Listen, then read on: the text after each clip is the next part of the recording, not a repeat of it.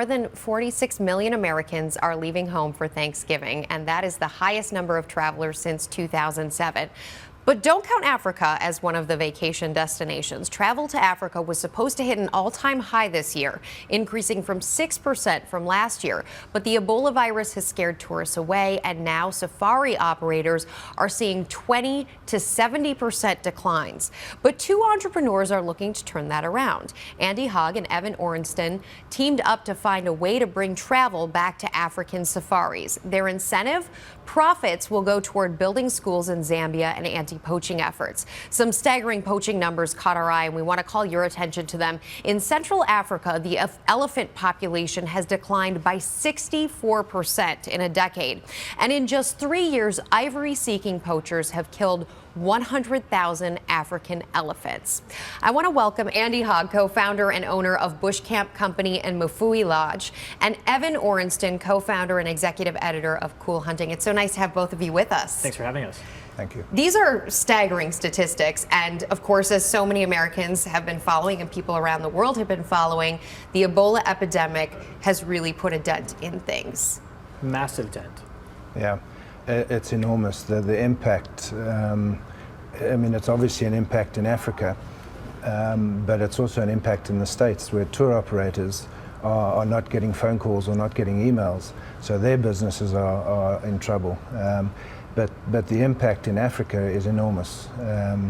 It's not only people's businesses, but it's projects, community and conservation projects, that are also going to be in jeopardy if we can't get this right. Because those private dollars, they create incentives, they create entire businesses, and Sure. a lot of that private money is what's going towards rebuilding communities in many parts of Africa. Right. Sure. And that's one of the things that we love about what Andy and Bush Camp Company does, is that he's a real pioneer in taking, putting a small fee in everyone's reservation every day and saying we're going to use that money towards conservation efforts locally in town.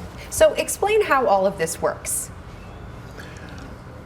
We add into our rate a certain amount that we then use for our projects, and we do both community projects and conservation projects. We raise about $400,000 a year that goes back into funding about 400 children to go to school a year. $400,000. Yeah, so the total number is about $400,000, and we use that for various different projects. One of them is funding about 400 kids to go to school a year. The other is feeding 1,800 kids a day, one meal a day. And then there's conservation projects where we've helped fund the anti-poaching unit with an aircraft to do anti-poaching surveillance.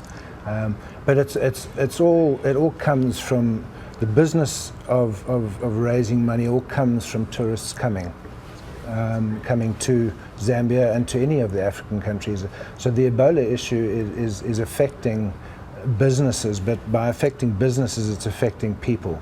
And initially, 3 or 4 weeks ago, when it was so in the press so much, it. Have you seen a lot of cancellations? We have seen a lot of cancellations, but what we don't know is the forward bookings that aren't coming in. Which is huge.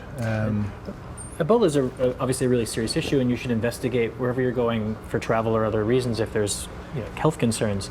But Zambia is about a 7-hour plane ride away from where there's any Ebola. So nothing in the region in the southeastern part of Africa has any Ebola whatsoever. So it's like getting on a plane in New York, going to LA, and backtracking back almost to Colorado. It's that far away.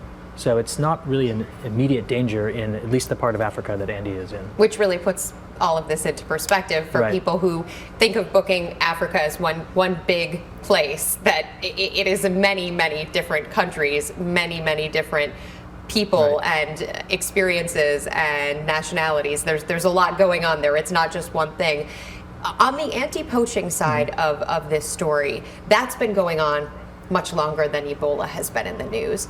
And one of the reasons that it goes on is because of the economic benefits to the poachers. What on the black market right now, what are tusks going for?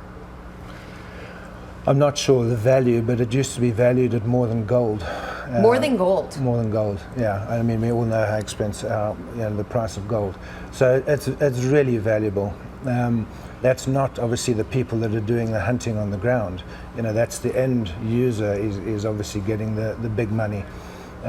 But the guy on the ground is getting a job, he's getting employment. And then until there's political will in African countries, and predominantly the East, to sort the problem out, we are going to have a problem. But it goes back to the community and the conservation.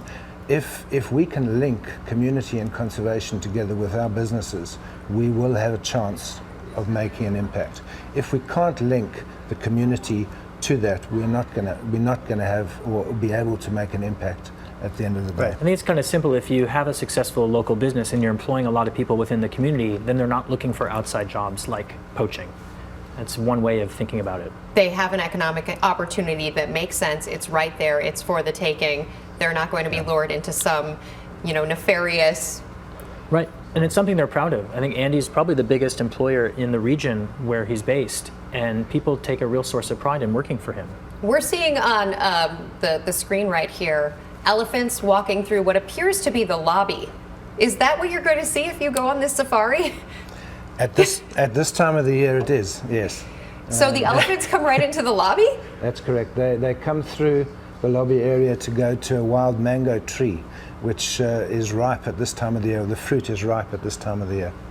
So, and that was at the zoo. And I'm sorry, this might sound ridiculous, but at the zoo, or even in most of the pictures of safaris that you see, they're somewhere farther away. But those people were standing right on the other side of what looks like check-in. Yeah, it's kind of amazing. I have been there a couple times. I've not seen that yet. We tend to go in the summer, which is the dry season. But you are very close to the wildlife, just feet away from just about every animal you can imagine. That's, I think, part of what makes going on safari so exhilarating, and in particular, doing it in the South Luangwa National Park, where the Mfui Lodge is based. It's amazing that the trust that the animals have in people to be able to do that, and they are 100% wild. It's not. These are wild elephants that we're seeing walking through the lobby. Completely wild, and I'm thinking somebody on the other side of that counter must have a pack of combos or something. Cheez-Its. I don't know what they like to eat, but. It's a really unique experience and an amazing experience to see. Andy and Evan, thank you so much for joining us. We really appreciate it. Yep. Thank you. Thank you. And thank you for joining us for Real Biz. We want to hear from you. Where are you heading for the holidays? Maybe not Africa, but we'd still like to hear about it. You can like us, tweet us at Rebecca Jarvis, and comment below. And from the studios in New York City, I'm Rebecca Jarvis. Have a great day.